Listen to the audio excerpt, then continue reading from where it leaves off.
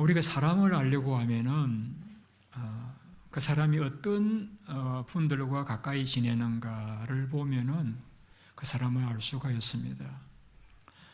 공부하기를 좋아하는 사람들은 공부하는 친구들끼리 어울려서 도서관에서 시간을 보내고, 운동하기 좋아하는 분들은 운동하는 분들과 어울려서 테니스를 하든지 다크를 치든지 하게 되겠죠. 혹은 또 놀기를 좋아하는 사람은 노는데 또 익숙한 친구들과 모여서 게임을 하든지 영화를 보든지 하면서 시간을 보낼 것입니다. 예수님은 어떤 분들을 좋아하실까요? 어떤 분들과 주로 어울리실까요? 오늘 성경에 보면은 그 답이 나와 있습니다. 우리 1절, 2절을 같이 한번 다시 보시겠습니다. 모든 세리와 죄인들이 말씀을 들으러 가까이 나오니 2절, 바리새인과 서기관들이 수군거려 이르되 이 사람이 죄인을 영접하고 음식을 같이 먹는다 하더라. 다시 1절을 다시 띄워주시기 바랍니다. 모든 세리와 죄인들이 예수님 말씀을 듣기 위해서 가까이 나왔다라고 말씀하고 있죠. 이 세리라고 말하는 사람들은 이스라엘 백성들에게 세금을 거두고 가지고 로마 정부에 바치는 그런 사람이다 보니까 이스라엘 사람들이 굉장히 싫어하는, 미워하는 그런 사람들이었습니다. 이 죄인들이 구체적으로 어떤 의미를 가지고 있는지는 모르지만은 여러 가지 죄를 지은 그런 죄인들이 예수님께로 가까이 나왔다라고 말씀하고 있죠. 2절을 보시겠습니다. 그래서 바리새인과 서기관들이 수군거려 이르기를, 이 사람 누구를 가리킬까요? 예수님을 가리켜서 죄인을 영접하고 음식을 같이 먹는다 라고 뭐 했더라? 비방했다. 수군거렸다. 욕을 했다는 것이죠. 예수님 같으면은 성경도 많이 아시는 분이시고 또 지도자이신데 왜 동족의 피를 빨아먹는 것과 같은 세리들과 같이 어울리시는가? 예수님은 참 경건하고 거룩한 분이신데 왜 죄인들과 어울려서 밥을 먹느냐? 너무도 예수님에게 합당치 않다. 이렇게 예수님을 향해서 수군거리고 비방을 하는 모습이 본문에 기록이 되어져 있습니다. 여러분, 우리가 살아가다 보면 내 가까이 다가오는 사람들이 있잖아요. 내가 맨날 야단치고 꾸중하는 사람들은 다가오지 않아요. 그러나 관심 가져주고 사랑해주면 가까이 다가오잖아요. 어른이든 아이들이든. 자, 이 죄인들이 바리새인 죄인들의 레위 사람들, 레위와 또 세리들이 예수님 가까이 왔다는 것은 예수님이 그들을 받아주셨다는 의미를 가지고 있죠. 그들을 야단치고 내어 쫓지 아니하시고 그들을 받아주시니까 또 좋은 말씀을 가르쳐 주시니까 그 사람들이 예수님께로 가까이 다가왔던 것이죠. 이 바리새인 서기관들은 예수님은 랍비이신데 도무지 어울릴 수 없는 그런 죄인들과 어울리는 것이 도무지 못마땅해서 또 비방을 하고 있는 것입니다. 이 바리새파 사람들은 말 그대로 빌리면 분리주의자입니다. 분리주의자란 말의 뜻은 우리는 이 세상의 제약과 분리되어서 거룩하게 살아가야 될 사람들이라고 해가지고 스스로 분리주의자라고 이렇게 불렀습니다. 그래서 일주일에 2번씩 금식도 하고 매일 3차례 기도도 하고 또 소득 11조를 꼭꼭 바쳐드리는 철저하게 죄와 세상과 분리된 그런 삶을 살아갔던 것입니다. 그런 사람들 입장에서 볼 적에는 예수님이 죄인들과 같이 어울려서 이렇게 밥을 먹고 이야기하는 것이 도무지 못마땅했던 했던 것이죠. 그래서 원망하고 비방을 했던 것입니다. 예수님은 우리의 마음에 있는 생각까지도 아시잖아요. 그러시다 보니까 예수님께서는 그 수군거리는 그런 수군거림이었지만은 예수님께서는 저 바리새인들이 왜 어떤 생각을 가지고 있는지를 아셨습니다. 그래 이들이 내가 이 죄인들을 영접하고 음식을 먹는다고 해서 비방을 하구나라고 아시고서는 그들에게 한 비유를 말씀을 하셨습니다. 그것이 4절입니다. 같이 읽어보시겠습니다. 너희 중에 어떤 사람이 양 100마리가 있는데 그중 하나를 잃으면 99마리를 들여두고 그 잃은 것을 찾아내기까지 찾아다니지 아니하겠느냐. 유대인들의 주업은 이제 농업이기도 하고 목축업이기도 했습니다. 그래서 많은 목자들이 양을 치는 삶을 살아갑니다. 그런데 그 양을 치다 보면은 목자가 이끄는 대로 잘 가서 불을 잘 떴고 따르는 양이 있는가 하면은 좀 이렇게 무리를 벗어나서 자기가 가고 싶은 대로 가서 이렇게 가다가 계곡에 떨어진다든지 혹은 짐승의 밥이 되는 그런 경우들이 있잖아요. 어쨌든 이제 하루 양을 몰아서 풀을 뜯기운 다음에 저녁이 되면은 그 양들을 몰고 우리에 이제 집어넣는데 보니까 한 마리 부족해요. 그러면은 목자들은 그 양들을 맡기고 잃은 양을 찾아놨습니다. 혹 길을 잃었는지 혹은 계곡에 떨어져 있는지 혹 짐승에 물려가지 않았는지 찾아놨습니다. 대개 그 목자들은 양들의 주인이기보다는 주인의 양을 돌보는 그러한 싹꾼일 때가 많이 있습니다. 어쨌든 주인의 양이 한 마리 부족하면 그 책임을 자기가 져야 되다 보니까 찾아 나서기도 했겠죠. 대개 이제 유대인들은 자기 양을 자기가 돌보는지를 않고 마을의 양들을 공동 관리를 합니다. 그래서 그룹으로 목자들이 다니면서 양을 몰고 가고 또 데리고 들어오기도 하는 것이죠. 그러니까 그 중에 한 목자가 내가 양을 찾으러 가야 되겠다 하고 나머지 양들을 맡겨두고서는 양을 찾아 나섰다는 이야기죠. 당연한 이야기죠. 양이 안 보이니까 찾아 나서는 건 당연한 그러한 이야기입니다. 그런데 어떻게 양을 찾았습니다. 얼마나 기뻤을까요? 그 양들을 그냥 끌고 오는 것이 아니라 다시 나가면 하면 혼날 줄 알아 양을 때리거나 또 목줄을 묶어서 끌고 오는 것도 아니고 그 양을 목에다가 걸쳐매고서는 5절에 나오네요. 5절 읽어보시겠습니다. 하다 낸즉 저를 어깨에 메고 6절 집에 와서 그 벗과 이웃을 불러 모으고 말하되 나와 함께 즐기자 나의 이른 양을 찾아내었노라 하리라. 너무 기뻐서 집에 돌아와서 이제 잔치를 벌립니다. 그래서 친구들을 불러 모아가지고 기쁜 마음을 나누는 그런 잔치를 벌렸습니다. 자, 이것이 예수님께서 말씀하신 비유의 내용이죠. 저는 이 내용을 설교를 준비하려고 보다가 어떤 말에 마음에 걸렸는가 하면은 4절입니다. 하절을 한번 다시 보시겠습니다. 너희 중에 어떤 사람이 양 100마리가 있는데 그 중에 하나를 잃으면은 99마리를 들여두고 그 잃은 것을 찾아내기까지 찾아다니지 아니하겠느냐. 여기에 잃은 양을 찾아내기까지 찾아다니지 않겠느냐.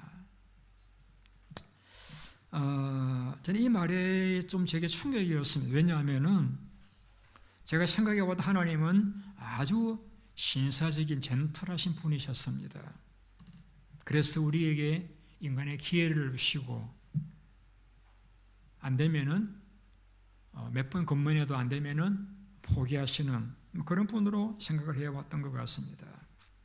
그런데 이 이른 양 비유를 읽으면서 제 마음속에 그 이미지가 깨어졌습니다. 여러분, 양이 무리에서 나가서 길을 잃었다라고 하는 것은 한마디로 좋은 양이에요? 안 그러면은 착한 양이에요? 질문이 좀 그렇습니다. 좀 성질이 있는 양이죠, 그죠? 고집이 센, 말을 잘 안 듣는 그런 양입니다. 근데 그 잃어버린 양을 둘러보다가 안 보이네 하고 포기해버리는 것이 아니라 찾아내기까지 찾아다니는 목자로서 묘사된 하나님. 그 양 한 마리가 뭐 대단하다고? 아니, 하나님께서 뭐가 답답하셔가지고 찾아내기까지 찾아다니시는가?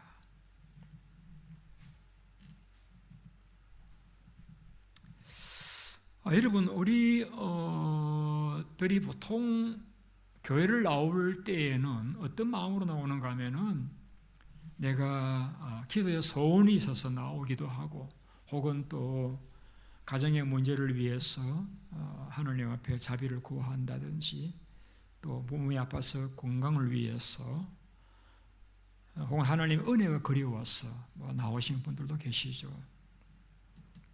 무엇인가 내가 필요하기 때문에 하나님 앞에 나와서 열심히 기도하고 경건하게 예배를 드립니다. 그러면 하나님께서 보시고 너 나 사랑하구나, 알았어, 내가 너 구하는 것 줄게 라고 하나님 응답하시는 그런 것이 우리의 일반적인 마인드잖아요. 이것은 우리뿐만이 아니라 다른 종교도 마찬가지입니다. 인간이 신을 찾아갈 적에는 열심히 빌고 기도하고 간구해가지고 신이 감동을 해가지고 우리에게 복을 내주시는 그러한 것이 일반적인 종교관입니다. 그런데 오늘 이 녹음 15장 4절에서 보여주시는 기독교 하나님은 인간이 하나님 앞에 간구하고 소원을 드리고 정성을 드림으로써 하나님의 감동을 받으셔가지고 솔로몬에게 경호와 같이 복을 주시는 그런 경우가 아니고, 하나님께서 그 높은 천국을 떠나서 이 낮고 추한 땅까지 내려오셔서 우리 인간을 찾아오신 분으로서 성경이 묘사하고 있습니다. 그뿐입니까? 우리 인간을 구원하시기 위해서 십자가 위에서 못 박히시고 피 흘리시고 죽으셨잖아요. 여러분, 인간이 하나님을 찾아가는 것이 다른 종교라고 하면은 기독교는 하나님께서 죄인된 인간을 찾아오시는 것입니다. 왜? 뭐가 답답하셔가지고, 무엇이 아쉬우셔가지고 하나님이 인간의 몸을 입으시고 이 땅에 찾아오셨습니까? 무슨 잘못을 저지르셨다고 십자가 위에서 대신 죽음을 죽으셔야 하셨습니까? 이것이 제 퀘션이었습니다. 우리 인간은 죄인입니다. 우리 가운데 나는 의인이다라고 말씀하실 분 몇 분이나 계실지 모르겠는데, 우리는 다 하나님 앞에 비교해 볼 적에 더러운 죄인들입니다. 세리들이 주님과 식사하기로는 사실은 마땅치 않는, 비방받는 부끄러운 죄인들이었던 것과 같이 우리는 하나님 앞에 나와서 내가 왔습니다라고 이야기하기는 주저되는 그러한 죄인들이었습니다. 그런데 그러한 죄인된 우리를 하나님이 무엇이 답답하셔가지고 찾아내기까지 찾아오셔서 우리를 구원하시기 위해서 십자가 위에서 죽으셔야 했느냐 하는 것이죠. 무엇 때문에? 왜? 왜 그러셨을까? 뿐만 아니라 본문을 보시게 되면은 5절에 보십니다. 5절을 찾아낸적 즐거워 어깨에 메고 6절 집에 와서 벗고 이웃을 불러 모으고 말하되 나와 함께 즐기자. 즐기자라 말은 이제 함께 먹고 마시고 즐기자. 파티를 이제 잔치를 만들었다는 것이죠. 그러면 7절에 이렇게 말씀하고 있습니다. 7절 내가 너에게 이르노니 이와 같이 죄인한 사람이 회개하면은 하늘에서는 회개할 것 없는 의인 99으로 인하여 기뻐하는 것보다 더 기뻐하리라. 아니 죄인 한 사람이 회개하면은 당연히 회개해야지. 그렇지 잘한 거야. 그렇게 해야 돼. 너 회개했다고 해서 떠들지 말어. 너 자식도 없어. 그렇게 해야 될 텐데 그 죄인 하나가 회개하고 돌아왔다고 해서 의인 99이 온 것보다 더 기뻐했다. 기뻐했다. 여러분 죄인 한 사람과 의인 99 어느 것이 많습니까? 당연히 의인 99이 많죠. 그런데 하나님의 기쁨은 그 의인 99명보다도 그 죄인 하나가 돌아왔을 적에 더 기뻐하셨다. 왜? 왜 하나님께서는 이 일반적으로 많은 사람들이 추구하는 것과 같이 많은 것을 좋아하지 아니하시고 그 한 영혼이 돌아왔을 때 그렇게 기뻐하시느냐? 왜? 무엇 때문에? 무엇이 아쉬우셔가지고 그렇게 기뻐하시느냐? 이것이 저의 질문입니다. 제가 원고에는 없습니다만 라이언 일병이라는 영화를 본 적이 있습니다. 2차 세계대전 때 미국 가정에서 형제가 4명이 있었는데 3명이 전투에 나가서 이제 전투에 나갔는데 3명이 죽었다는 소식을 듣고서는 그 어머니가 국방부에다 호소를 합니다. 형제 자식이 4명인데 3명이 죽고 1명이 남았는데 그 1명은 저를 살려서 집으로 돌아오게 해달라고 부탁을 합니다. 정부에서 소재를 파악해버리고 이미 그 1명은 적진에 고립되어 있는 것입니다. 그러자 군대에서 그 고립된 라이언 일병을 구하기 위해서 특공대 7명을 8명을 보냅니다. 특공대원들이 다 컴플레인하죠. 아니 1명을 구하기 위해서 왜 우리가 8명이 가야 되느냐. 그러나 명령이니까 갑니다. 어떻게 된 줄 아세요? 영화 보신 분 있으세요? 그 1명을 구하면서 8명이 다 전사합니다. 그러니까 이것이 미국이 하는 기독교 위대한 정신이 거기에 있는 것이죠. 그 1명을 구하기 위해서 8명이 생명을 희생하며 버립니다. 오늘 본문에서 그 99명의 의인들, 그분들 죄인들이 아니고 의인들이에요. 그 의인들보다도 1명의 죄인이 회개가 돌아오는 것을 더 기뻐하신다. 왜? 무엇 때문에? 이것이 우리 본문을 볼 적에 느끼는 질문입니다. 무엇 때문에 하나님께서는 의인 99이 얼마나 교회에 충성하고 경건하게 살고 했을 터인데 왜 1명 죄인이 회개가 돌아온 것을 더 기뻐했을까? 무엇 때문에? 답은 이것입니다. 그 1명의 영혼이 귀했기 때문에, 그 1명의 영혼이 귀했기 때문에, 그 1명이 가치 있게 하나님께 보셨기 때문입니다.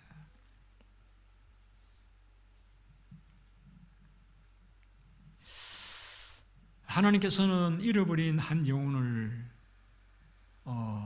가치 있게 여기십니다.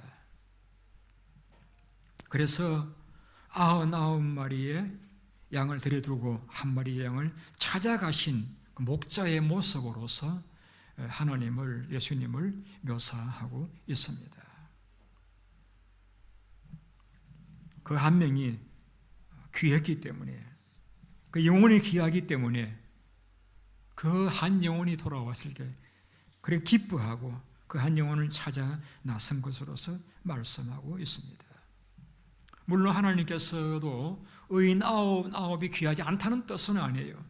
그러나 그 죽을 만한 뻔한 그 영혼이 돌아오니까 너무 기뻐서 기뻐하고 하늘에서 안치를 벌리고 기뻐하셨다라고 성경은 말씀하고 있습니다. 우리는 일반적으로 99이 더 귀하고 하나 있으면 좋지만 없으면 할 수 없다라고 포기할 수 있는데, 하나님의 관점은 그 한 영혼이 돌아올 적에 그렇게 기뻐하고 좋아하신다라고 하는 사실은 한 영혼을 귀하게 여기신다라고 하는 것을 우리에게 보여주고 있는 것입니다. 그래도 저는 그 대답이, 그 답변이 제게 충분한 답을 가져주지 못했습니다. 물론 영혼이 귀하죠. 영혼이 귀하지만은 그렇다고 해서 99을 두고서 한 영혼이 돌아왔다고 해서 그렇게 기뻐하고 한 영혼을 찾기 위해서 들로 나가서 찾아내기까지 찾아내는 그 수고 왜 하실까? 하나님 왜 하실까? 그 답을 찾는 가운데 제게 주셨던 말씀은 시편 103편 말씀이었습니다. 시편 103편에는 성경은 다윗이라는 사람이 쓴 시입니다. 다윗은 왕이었습니다. 그런데 자기 부하의 아내가 탐이 나서 차지하기 위해서 자기 부하를 위험한 전쟁터로 보내서 죽게 만들고 부하의 아내를 빼앗잖아요. 살인자요, 간음자였습니다. 그런데 하나님께서 그 다윗을 용서해 주셨습니다. 그 시편 103편에 보면 이런 내용들이 나옵니다. 그가 내 모든 죄를 사하시고 경책하지 아니하시고 너를 영원히 품지 아니하시고 죄를 따라 처벌하지 아니하시고 우리의 죄악을 따라 갚지 아니하셨다. 왜 그런 많은 죄를 지었던 다윗을 하나님께서 처벌하지 않으시고 용서하셨느냐? 그 이유를 이렇게 표현합니다. 이는 그가 우리의 체질을 아시며 우리가 단지 먼지뿐임을 기억하심이로다. 체질, 우리는 먼지와 같은 존재라는 것이죠. 우리 인생은 그날이 풀과 같으며 영화가 풀의 꽃과 같도다. 바람이 지나가면 없어지나니 있던 자리도 아직 알지 못하거니와. 왜 하나님께서 그 범죄한 다윗을 용서하셨느냐, 불쌍히 여기셨느냐? 그 다윗이 왕이라고 떵떵거리지만은 그 다윗도 하나의 풀과 같은, 먼지와 같은, 바람이 불면은 말라져 사라져버릴 짧은 인생의 소유자임을 아셨기 때문에 하나님께서 그를 불쌍히 여겨주셨다라고 말씀하고 있습니다.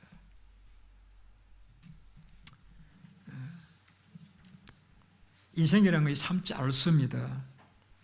그래서 내가 좀 이제는 어른 된 것 같은데 벌써 나이가 늙은 세대에 속하는 것을 보면서 놀랄 때가 있습니다. 아름답기도 하고 대단한 것 같지만은 너무나 짧은 이 인생. 어쩌면 우리 가운데서 많은 분들이 사실날이 산날보다 짧을 수 있는, 욥의 말과 같이 여인에게서 낳은 사람은 생애가 짧고 걱정이 가득하고 꽃과 같이 자라나서 시들며 그림자같이 지나가며 머물지 아니하거늘. 짧은 인생, 너무나 짧은 인생, 한번 가면 다시 돌아오지 못할 인생. 이기 때문이니까 하나님께서 인생을 용서하시고 불쌍히 여겨 주셨다라고 다윗은 고백을 했습니다. 이것이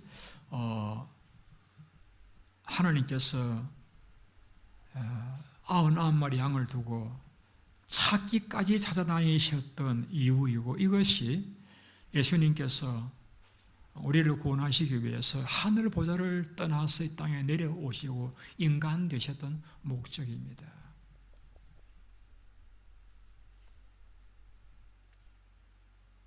한 번 가는 인생, 다시 돌아올 수 없는 인생.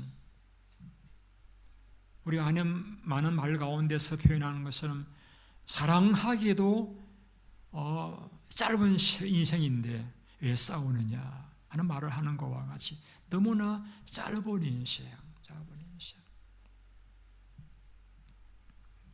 영혼은 너무나 귀한데 상대적으로 너무 짧은 인생이기 때문에 하나님께서 찾아다니시고 만나주시고 건져주시고 구원해 주셨던 것입니다. 모세가 광야에서 미디안 광야에서 있을 적에 하나님 찾아오셔가지고 다시 그를 위대한 지도자로 불러주셨고, 엘리야가 로뎀나무 아래에서 쓰러져 있을 때 찾아오셔서 먹이시고 어루만지시면서 다시 그 길을 걸어가게 하셨고, 삭개오가 동족에게 버림받았을 적에 주님께서 그 집에 가셔서 함께 음식을 드시면서 기뻐하시고 축복하시고 구원을 주셨던 하나님. 이것이 오늘 제가 이 본문을 보면서 얻었던 답입니다. 하나님께서 그래서 그렇게까지 하셨구나. 자, 여러분에게 제가 여쭙고 싶습니다. 여러분, 죄인이란 말을 들으면 어떤 느낌이 드세요? 죄인. 그러면은 일반적으로는 피하고 싶죠. 만나고 싶지 않고 같이 밥 먹고 싶지 않고 그런 느낌이 드는 것이 일반적이죠. 그런 분들은 일반적이긴 하지만은 대개 어떤 분들인가 하면은 깨끗하게 살아오셨던 분들, 남과 비교해 볼 적에 성실하게 정직하게 살아오셨던 분들, 그런 분들이라고 생각합니다. 그러니까 정직하게 깨끗하게 거룩하게 살아오던 분들이다 보니까 죄인, 더러운 그런 삶을 살아가는 사람들 만나는 것 즐겁지 않고 피하고 싶은 것이죠.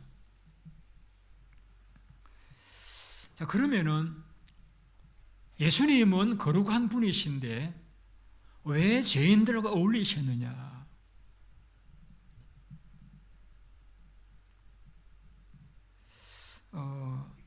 그 이유는 제가 말씀드렸습니다. 그들을 사랑하시기 때문에, 불쌍하게 보시기 때문에, 한 번간의 인생 다시 돌아올 수 없는 이들이기 때문에 그들과 어울리시면서 그들을 다시 돌이키시기 위해서 어울리셨다라고 볼 수가 있습니다. 그러면은 그런 은혜를 입어서 하나님 백성된 저와 여러분들은 죄인을 만났을 적에 어떤 느낌을 가져야 할 것인가라는 것입니다. 다시 말하면 우리의 성품과 인격이라고 하는 것은 죄인을 바라보았을 적에 어떤 반응을 보이느냐, 어떤 관점에서 바라보느냐에 따라서 나의 성품이 예수님같이 훌륭한 분일 수도 있고 혹은 바리새인과 같은 주님 앞에 책망 듣는 사람일 수도 있다는 것이죠. 주님의 관점은 죄인을 보았을 적에 내가 도와주어야 될 사람, 내가 구원해야 될 사람, 내가 살려내야 될 사람 동정하고 불쌍하게 바라보셨습니다. 그러나 바리새인들은 외면하고 거절하고 내가 쫓아야 될 사람으로 여겼던 것이죠. 그러면은 오늘 이 말씀을 준비하면서 제가 가진 고민은 무엇이있는가 하면은 왜 나는 죄인을 바라볼 적에 예수님과 같은 마음이 들지 못할까 하는 부분입니다. 또 바꾸면 어떻게 하면은 나도 죄인을 바라볼 적에 예수님과 같은 관점에서 바라볼 수 있을까 하는 질문이었습니다. 그러다가 제가 떠올렸던 답은 무엇이는가 하면은 베드로가 생각났습니다. 예수님 베드로를 부르셨습니다. 그때 예수님께서 베드로를 제자를 부르셨는데 언제 부르셨느냐? 베드로 고기를 많이 잡았습니다. 그때에 고기를 많이 잡았을 때의 어부의 반응은 예수님 감사합니다 라는 것이어야 됩니다. 그런데 많은 고기를 예수님 명령을 따라 잡았을 때에 베드로의 반응은 예수님 나는 죄인입니다. 나를 떠나가십시오 라고 했습니다. 자기를 죄인이라 하고 자기를 떠나가라고 하는 그 베드로를 향해서 나를 따라오너라 내가 너를 사람을 낳는 어부가 되게 하겠다라고 말씀을 했습니다. 왜 예수님께서는 내가 죄인입니다. 나를 떠나소서 하는 그 베드로를 나를 따라오너라고 제자로 삼으셨을까요? 여러분, 누가 죄인들을 사랑할 수 있겠습니까? 자기가 죄인인 줄 아는 사람은 죄인들을 사랑합니다. 내가 죄를 지어서 내가 죄인인 것을 아는 사람은 나도 하나님 앞에 용서와 긍휼을 받을 수밖에 없는 죄인인 줄 아는 사람은 죄인을 바라보았을 적에 공감, 동정의 마음을 가집니다. 너도 어쩔 수 없는 죄인이구나 라고 무시하지 않고 오죽했으면 그랬을까라고 동정하는 마음을 가지고 도와주려는 마음을 가지는 것입니다.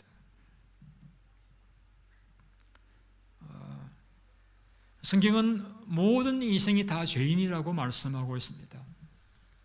그때 우리는 주변을 둘러볼 적에 다 죄인들밖에 없는데 우리가 어떤 관점으로 바라보아야 될까요? 하나님께서 나도 받아주셨는데 나도 용서해 주셨는데 하는 그런 마음을 가지고 우리가 받아주고 용서해주고 오죽했으면 그랬을까 이해해주고 도와주려고 하셨던 예수님 같은 마음을 가지고 살아가야 하지 않겠느냐는 이야기입니다.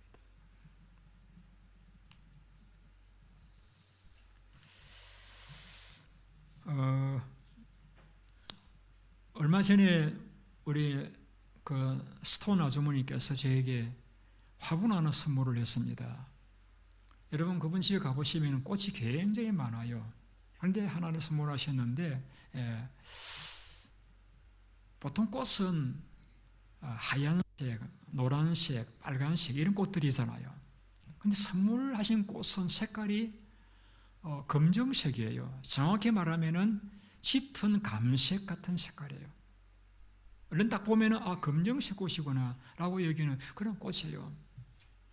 여러분 검정색 꽃 보신 분 있습니까? 없으세요? 그런데 이제 선물을 하셨으니까 화분을 이렇게 대게 두고 이렇게 늘 보는데 볼 때마다 느끼는 제 감동이 뭐냐면 이야 너무 아름답다. 물론 그 옆에 노란색 꽃도 있고 분홍색 꽃도 있고 빨간색 꽃도 있는데 검정색 꽃이 비교해 볼 적에 너무 아름다운 거예요. 제가 오래전에 아프리카 선교사님이 쓴 책 가운데 검은 것도 아름답다라는 책이 있었는데 그분은 아프리카인들을 사랑해서 그렇게 표현했구나 생각했는데 이 꽃을 보면서 그 말이 떠올랐습니다. 야 검은 것도 이렇게 아름다울 수 있구나. 아름다울 수 있구나. 얼마 전에 스톰이 와서 꽃이 다 져버려서 참 아쉬운 마음은 있는데 검정꽃 참 아름다웠습니다. 한번 같이 해보실까요? 검은 것도 아름답습니다. 여러분 우리가 하나님의 관점에서 바라보면은 사실은 다 아름다운 거예요. 우리는 검정색이다 또 흰색이다 차별을 하지만은 하나님 관점에서 바라보면 다 아름다운 것들이에요. 유명한 스위스의 신학자 칼바르트가 미국을 방문했을 때에 수많은 기자가 와 질문을 했습니다. 당시에는 많은 세월 동안 성경을 많이 연구한 신학자인데 그 많은 성경을 연구하고 공부하면서 깨달은 진리 하나를 들으려고 하면 무엇을 들을 수 있겠습니까? 평생 신학을 연구하고 성경을 공부했던 그 유명한 신학자가 발견한 위대한 진리가 무엇이냐 질문에 이렇게 대답을 했습니다. 하나님이 나를 사랑하셨습니다. 그것이 성경에 기록되어 있다는 것이 제게는 너무 놀라운 사실입니다. 그래서 조용히 찬송을 불렀습니다. 날 사랑하심, 날 사랑하심, 날 사랑하심, 성경에 써셨네. 우리 기도하겠습니다.